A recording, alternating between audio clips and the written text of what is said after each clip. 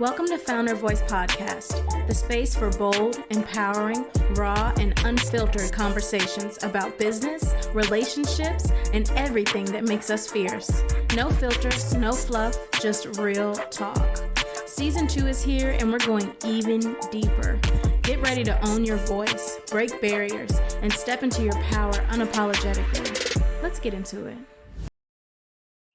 Hey everybody, we're back with Found Her Voice podcast. Today I have the honor of sitting down with Kim Heights, and she is Kim Heights Antiques.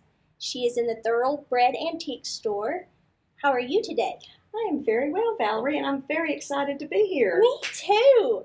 So we met, I have to tell you guys this little story. We met at Ada & Low. They had a little fashion show, and shout out to Bradley, because I'm always asking Bradley, hey, you got any girls for my podcast? And he brought Kim right around. He's like, Kim needs to be on your podcast. And I was like, okay, Kim, what do you do? And she said that she owns antiques. And I was like, hold on. I've seen her Instagram. I've seen Bradley in her store. Like, what is going on right now? So I love it that, he brought us together. And then, after we started talking, I was like, yes, you do need to be on here. Well, I am honored to be on here. I love to talk about what I do and to help others, certainly women. I love it. And I have to tell you, girls, go check out Found Her Circle website. This new shirt is going to be on there this week. Empowered women empower women, right? I love that. Totally agree. But I have to say, Kim, that's if you have the right-minded women, correct? I totally agree with that as well. So, tell me how you've been. I've been great. I stay busy doing what I love to do, and yeah, it's just an interesting life. I love it. So I will tell you that I'm not really big into antiques. Fair enough. So, I always say, what you don't know, right? So I could be looking at something and think it's like $100, and it could really be like $10,000. So, Kim has to educate me now. Well, I'll tell you what I'm doing right now. What I do is I actually travel to Europe, and it started in France. I am a self-proclaimed Francophile, and I've been doing that since 2012. And I would go to France, and now I've added Italy and England, and I actually hand pick the antiques that I bring back to the United States. So I love going directly to the source, and mostly it is 18th and 19th century pieces. It's specifically furniture, art, and decor. And no, I'm not an expert in all of it, but I've studied it for a long time, and it just brings me great joy. I love putting people together with things. And I've been here at Thoroughbred Antique Gallery since 2013, and I started in a very small space, and right now I'm occupying maybe a little less than 1,500 square feet of gallery showroom space, which allows me to travel by not owning my own brick and mortar. And it's going great. I love it. I love that for you. Because who wants to be stuck in one place all the time, right? It's no fun. Right. I feel like, as I'm getting older, like, I don't want to be tied down. Right. Totally agree. So I will say, what is your favorite piece that you've ever found? Or have you found a favorite piece? Which I'm sure you find all kinds of them, right? But Valerie, has to be one. That may be an impossible question. Because after thousands of pieces of antique items in the categories that I've just listed, you always have those favorites. Yeah. You live with some of them. People find this hard to believe that I'm very edited at my house. If you came to my house, it is not just you walk in and it's like, oh my gosh, there's just antiques everywhere. No, I'm very edited. I like mixing old and new, and I can't cherry pick. Yeah. I want my clients to be offered the best pieces. So although I do have some very special pieces at my home, most of them I offer for sale, because if I want to stay in business, I actually have to sell, and there's some kind of karma about that. But your favorite pieces always sell first. Yes. So honestly, I have a couple of pieces of artwork that hang in my home that I absolutely love. I have my first French armoire that I have that I joke, it's going to be my coffin, okay? Anyway, I'm going to be buried in it, because I have a lot of money in this armoire, which you can buy armoires better, but at the time I bought it, they were very high into the market. And classic Louis Philippe chests I love, and I don't know that I have a favorite. And sometimes I have some small favorites that I call my little treasures, and they don't have a lot of monetary value. But I remember the French barn that I was at when I found it, or when Monsieur Touton told me about this item, or he gave me the empty bottle of Calvados from Normandy. That's kind of a collector's item. There's not a lot of monetary value, but it's special to me. Yes. I see how she's just lighting up. This is her jam, I'm telling you. It is. I love it. I love it for you. So what brought you here to this place when you picked this place? That is a good question. So I don't want to get in like just nobody wants to hear about my history, but Yes, we do. I'm a woman of a certain age. Let's say that, okay? So, my background is actually in interior design. I do have a bachelor's degree in design. And at that time, that was prior to HGTV. I know some of y'all cannot even believe that, okay? Yes, it was before HGTV. Tough business at that time, too, okay? Mm-hmm. So I've always loved decor and design.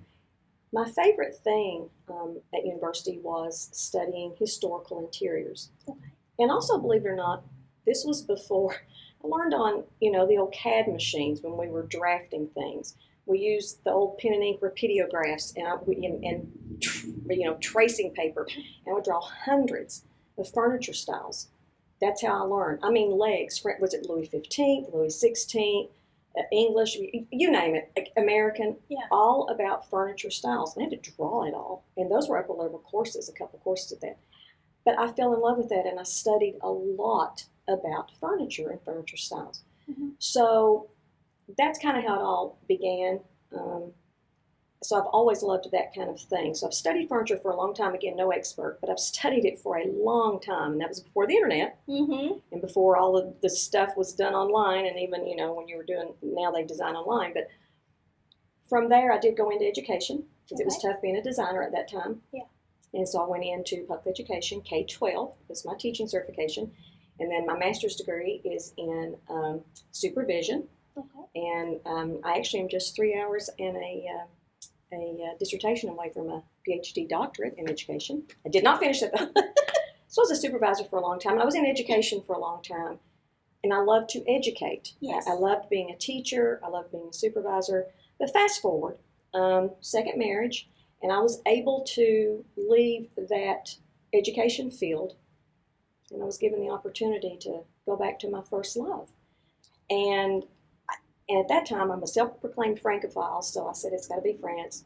Husband said in 2012, kids had left, we were empty nesting, and he says, it's now or never, and we went to France. So that's how I got wild when my kids left home. I didn't get any tattoos, I just went to France. So we just started filling containers, and now I'm getting back to your question. I did not forget it. That's around the barn answer. I looked at what was available here in Lexington because I knew I didn't really want my own brick and mortar. Yeah. Because it does tie you down when you travel. But it's important, and certainly at that time, now this is even before Instagram had really taken off and all the live sales and all that. I mean, you had to be somewhere to sell or do shows, which I used to do the Bluegrass Trust show under the umbrella of Thoroughbred. And when I was looking around, I met Jerry and Jessica both here at Thoroughbred Antique Gallery, and it just fit me. They had a certain quality, and in my opinion, they were high-end, because what I do sell is high-end. I said, I'm not selling junk. I'm not selling vintage. I'm selling good quality, never before seen in the United States. An old antique dealer told me one time they're virgin antiques. They've never been here before, where I go over and handpick them. Yeah. This was a fit for me. And I've never looked back. I've got a great relationship with them here. I started small. I now have the square footage that I have. And husband said to start with, it started off as a hobby. Now, this was a hobby. This was, kids are gone, oh, please get out of the house, go do something. Yeah. And it's like, don't lose money. I love This it. is not one of these write-offs. Just don't lose money. Because you're putting a lot of money in when you're traveling and you're buying and you're filling containers. I didn't lose money. I love that. And so this was a good business model for me. I love that. So when you go over to France and you say filling a container, you're talking about like the big shipping containers, and you fill that full before shipping it back, right? Yes. So, there's different ways to do it, and it has changed. Okay. Post-COVID changed a lot of things that was happening during pre-COVID. Number one, pricing is much higher, shipping and all. But you have to develop relationships with dealers abroad. You get into dealers only, trade only shows and places, and once you develop some of these relationships, you can go back to that dealer over and over and over. And I love doing that, and you physically are picking it out. Now, I'm not physically handling anything and putting it on a container. And yes, the container is either a 20-foot or a 40-foot is what they'll ship internationally. Okay. But you hire a shipper. You have to have a broker stateside. There's a lot of paperwork to be done and a lot of stuff for U.S. Customs. But once you kind of get in the rhythm, it works. But so my shipper is the one going around. And it's a well-oiled machine. There's a heck of a lot of paperwork. I make it look pretty on Instagram. Follow me on Instagram at Kim Heights Antiques, by the way. But anyway, yes, I make it look very easy, as all Instagrammers do. A lot of the people going over and importing now, which more now than ever. And it is. I mean, you're over there. My gosh, you're in Provence. You're in the Cotswolds. You're Nottinghamshire. You're in Italy. You're in Venice. I mean, of course, it's fantastic. But what you don't always see is the getting up at 5 a.m. or something didn't go right, or the paperwork, or it didn't go right in the container. And there's a lot to it. And it'll take a month. The shipper has to collect all that. I mean, you're paying the shipper, and that's why sometimes it takes 2 to 4 months for a container to arrive. So you've got inventory tied up, and you have to hope that it arrives. Yeah. That there's things that happen. The ship doesn't sink. All those things, and so it ports, here in the United States, and then it'll rail and then it'll truck to me here in Lexington, Kentucky.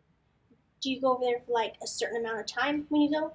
It's different. A short trip for us, because if you're going to go, you're going to go. Yeah. And you're going to go and you're going to shop. So I always say we always mix business and pleasure, people. Always mix business and pleasure, okay? Yes. But it is a lot of business, so we're having fun, but. Yeah.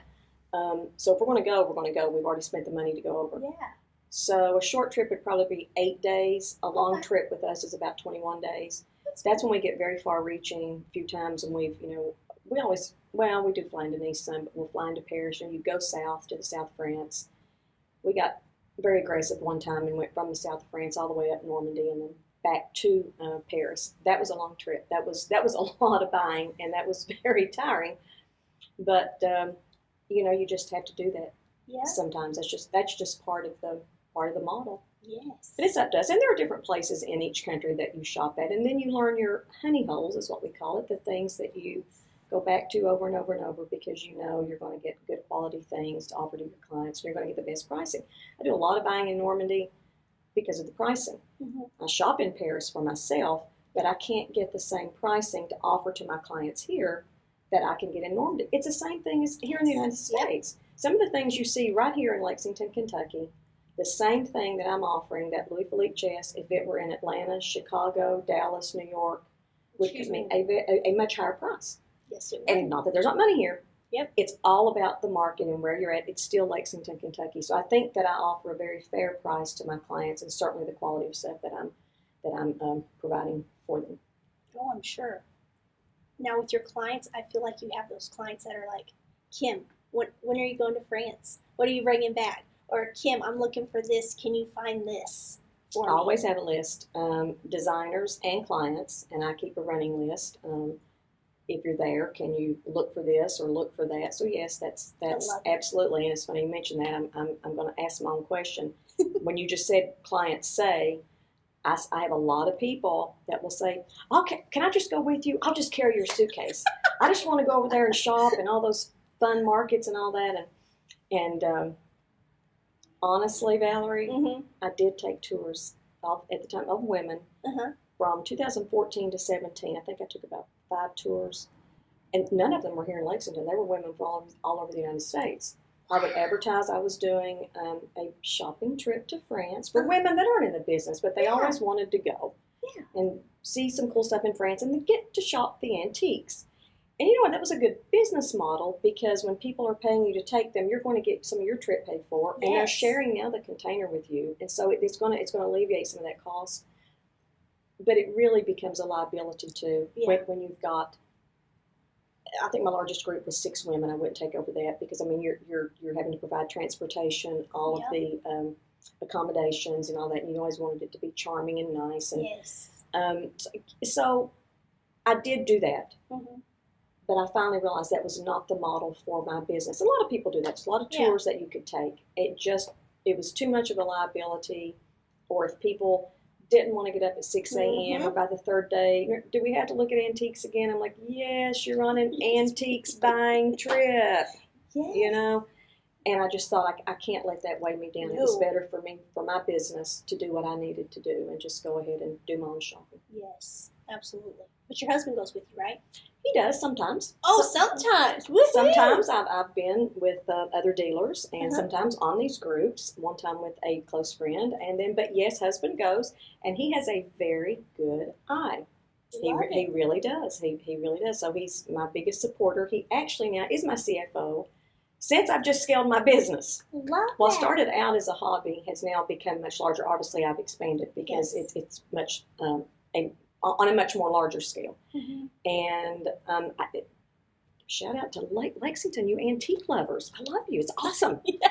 I mean, keep coming. Yes, keep coming. Bring your friends and your family. You know, and of course we ship here. And again, I don't do lives, but anytime you're on Instagram or showing things, just like the whole gallery, the gallery ships. We've got viewers from everywhere that we do ship. But man, this market here in Kentucky it's been really, really good. But yeah, husband goes, and he's a trooper. I mean, he's right there with me shopping. And so he's one of those guys when they had live auctions, which I don't really have those anymore. Yeah.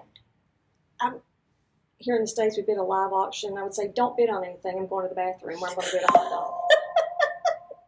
I don't care. When I came back, that paddle was, I bought a desk. I said, I told you not to bid on anything. So he loves it. I love that. And we were in France one time, and Mr. Tetlin, and we were in this great French barn going in. I'd shopped with this guy the year before. My husband had not met him. Mm-hmm. They met, fantastic Frenchman, just an amazing inventory. And I said to my husband, Tim, it's Kim and Tim, by the way.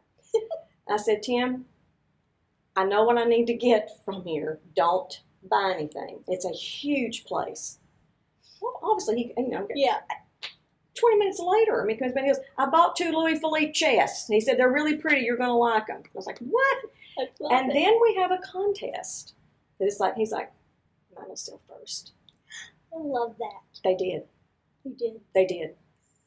So then he's like, mm-hmm. Tim said, I'm going back. Watch this. I'm going back. Watch this. I'll pick the, So you have all kinds of funny stories. All kinds of funny stories from, being in the Paris metro, and you're coming up with the metro and you're schlepping some French books, and a nice Frenchman says, basically, may I carry those for you? Just story after story of just wonderful memories when you're over there and you're in that industry, and it's highly respected there.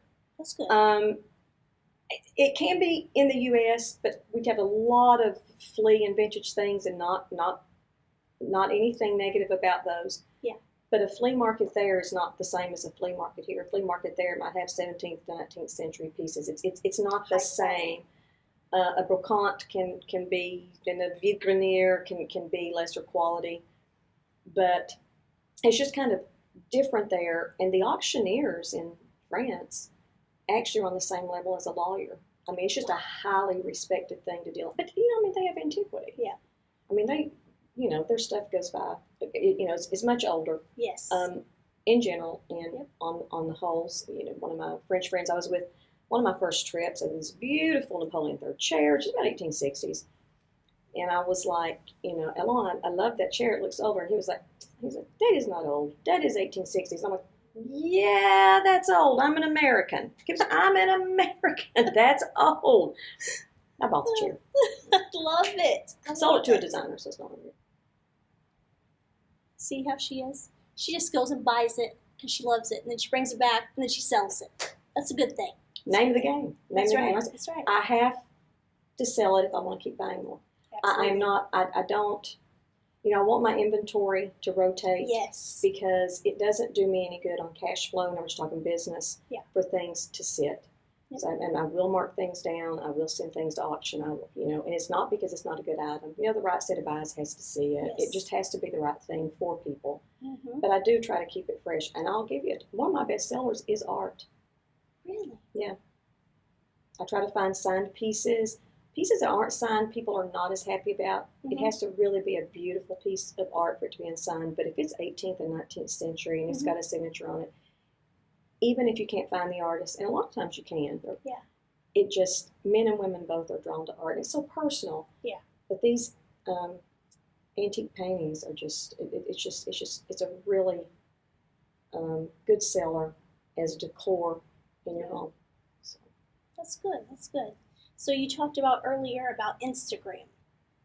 I love that. I love that you're on Instagram. How is that going? Well, I was one of the early bloggers, believe it or not, but not as Kim Heights Antiques. And I quit. So that's a piece of advice that I want to give to the younger women audience, the younger women, the younger woman audience that's out there. Don't quit. I know Winston Churchill never said, quit. I did. I got tired of blogging. I moved this pillow to, and this was prior to me importing. Okay? It got stale and static for me, and I wasn't importing yet, so this was not during importing. But I had built up a community of ladies, and had been going to the Haven Conference and all that, and I just got tired, and I stopped doing it. Quit is not a good word. And I was one of the early Instagram people too. I mean, because all of my blogging friends, this new platform, Instagram, it's all about pictures. So I'm tired of Facebook. I started. I got kind of to that point too, probably 2010. I was just like, I wasn't importing yet, so I was not here yet. But exploded post-COVID because everybody was Instagramming during COVID. I was a little late to the game to get back on. I really believe I could have a whole lot more followers than I have now had I just been consistent, even before all of it. This is before reels and stories and yes, believe it or not, some of y'all don't realize it. Seriously. But by the time I got back in, I realized the game had changed a little bit. Yeah. A lot more competition, which is fine. That's what progression does. That's standard. That's typical. You want a platform to do that. But I think the hardest thing that I had to do was to do videos of myself. I resisted and resisted and resisted. And I don't know why, really. I was always a good public speaker where I was an educator and would get up and even instruct and train teachers. Something about a camera. Something about a camera. It was just like, even if I'm the one doing the video. So yes, I have still yet to do a live. And as a certain age, it's honest. It's vanity. Does this wrinkle want to show? Is that wrinkle want to show? Do my hands look bad? Does this? But you put your own obstacles up. Is what I would say to women who are starting their businesses or who are afraid to wade in, or maybe they think they're too young. I put my own obstacles. Yes. There were obstacles that I created. Yep. Yeah. So the moment that I actually just started doing some videos that are not live, so I could control that, yes. I realized I didn't have to post it if I didn't like it. Guess what? My followers started going up just organically because people, I think, want a connection with you. They do. They want to feel connected. It's like seeing, I call it the new QVC now. It's the people you know on there, or it's like watching somebody on TV that you watch, or Martha Stewart standing in her kitchen. I'm standing in my kitchen doing something.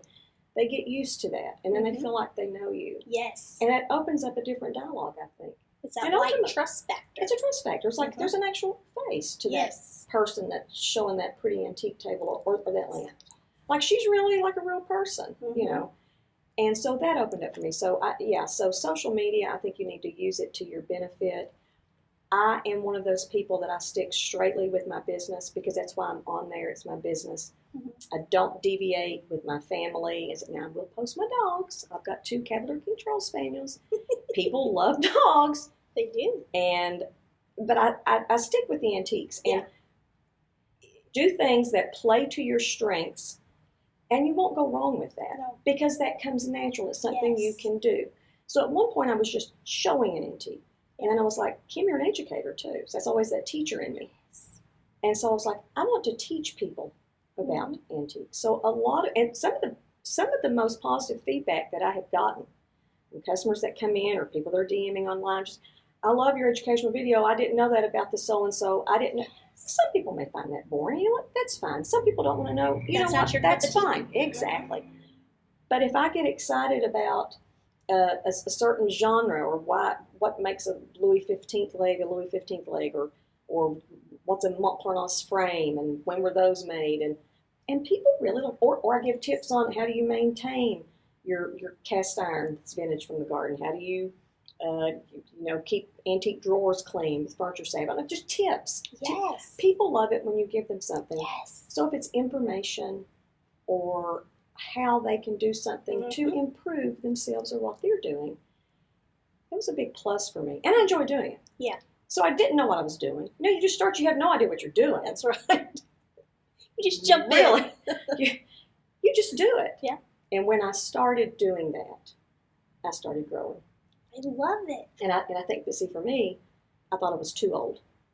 So I would say to the young people, I mean, age is not, it's not a factor really. No. It's your qualifications and what you're confident in doing, playing to your strengths, and going with your gut. And I'm a big person on statistics. Certainly in business, you have to keep up with what you're selling, your inventory. And there's a lot of stuff. Yes. But go with your gut too, a gut instinct. And certainly when you're buying quantities like I'm buying, I mean, you have to make quick decisions. Oh, I bet. Do you make mistakes? Do I make mistakes? Absolutely. It's part of the game. Part of the game. But you have to cut those losses and move on. Get a container in, I'll look at something and I go, did I buy that? Where did this come from? I'm sitting there, I was like, what was I thinking? It looked a whole lot different in France than it does here. It was all romantic-y there. And I'm like, nobody's going to buy that here. But that's still, again, that's just, part of it. So. Yeah. So what would you say to a woman that wants to do along the same lines of something that you are doing?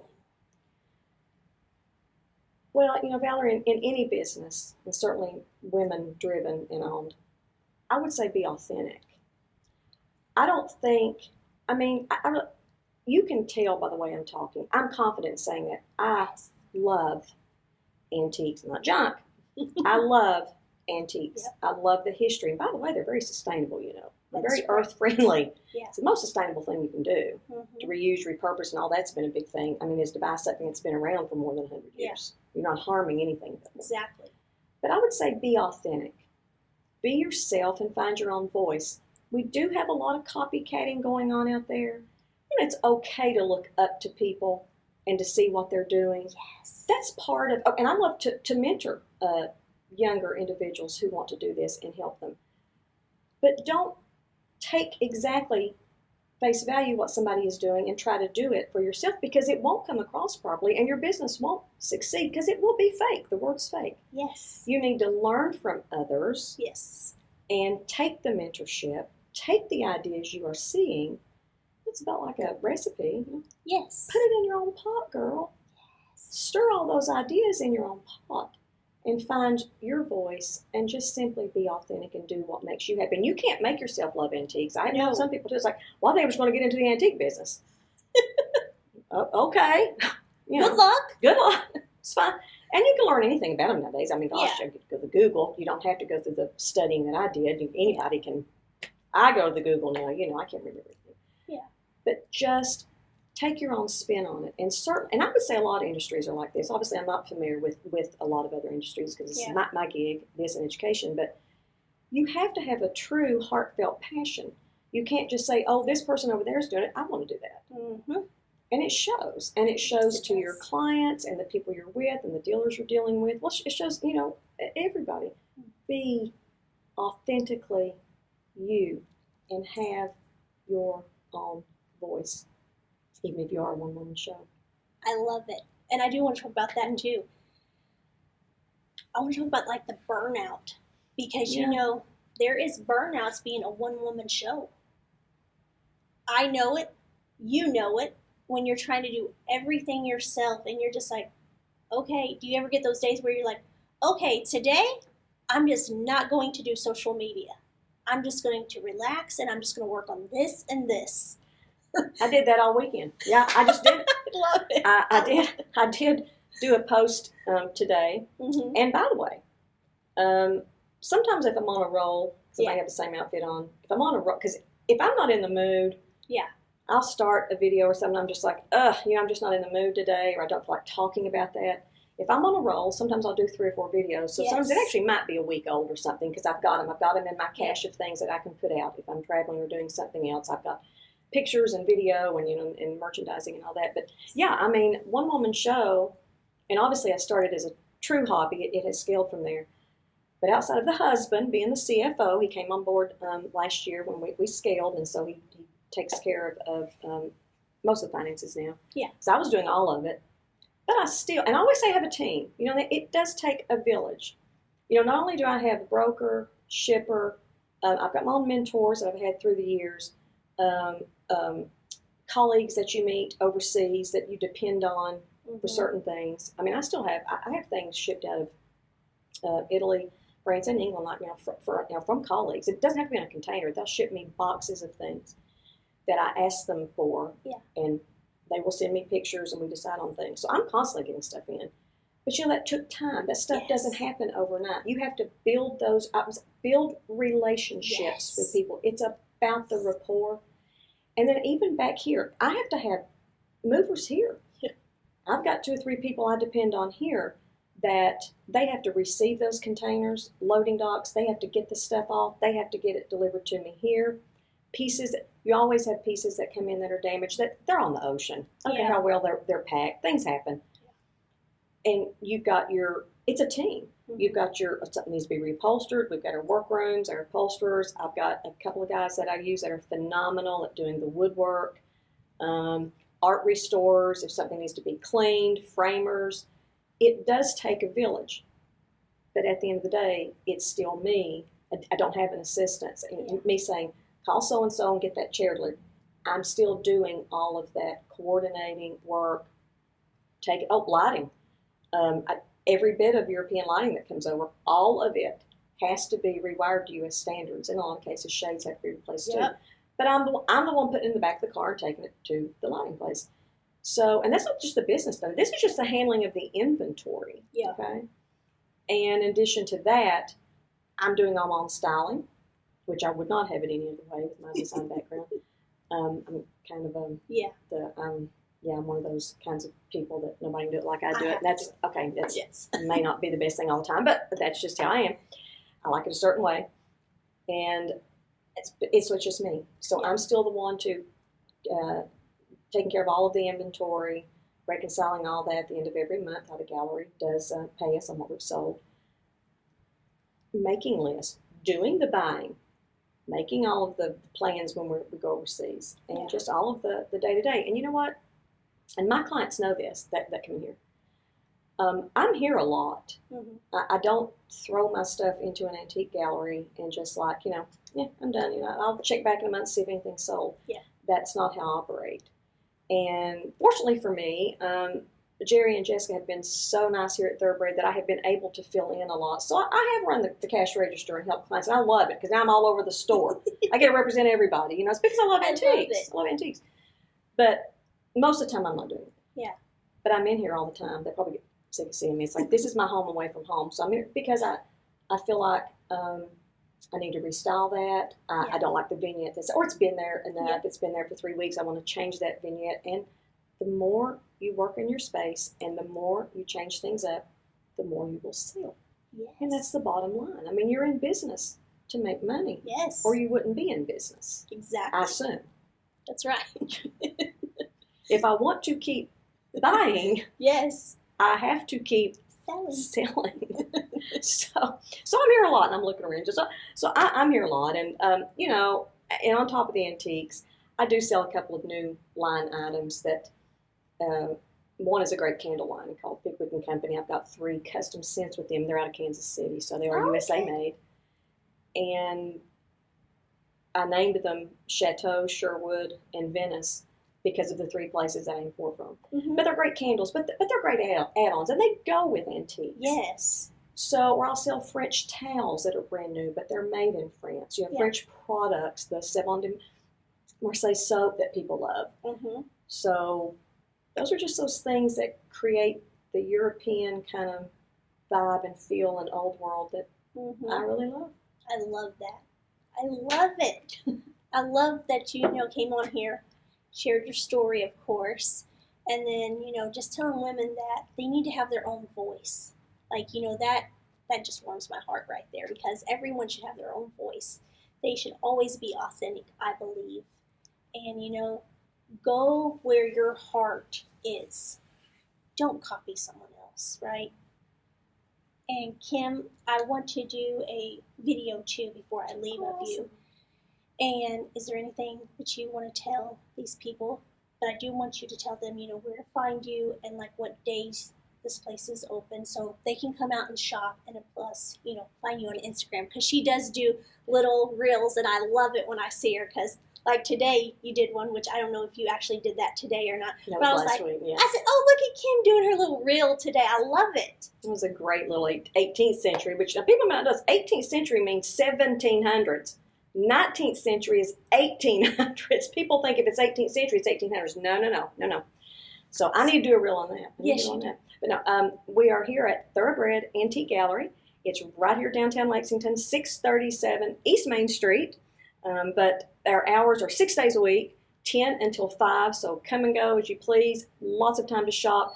Even though our address is on Main Street, our parking is actually in the back. It's off Walton, off Sayre, big parking lot, easy to find. I love it. And be yourself. Be yourself. Thank you again. I appreciate you. I appreciate Empowering women. Yes. We got to do that, girl. We got to do that, girl. They got to learn from someone, don't they? Might as well be me, the old people. Yes. But yeah, She's not that old. Yeah. Look at that skin. I love her. Until next time, guys, I will see you then. Bye. Bye. Make sure you go check out the advertisements. Go follow us on all the socials. Subscribe, comment, like, do all the things Valerie needs you to do. Bye.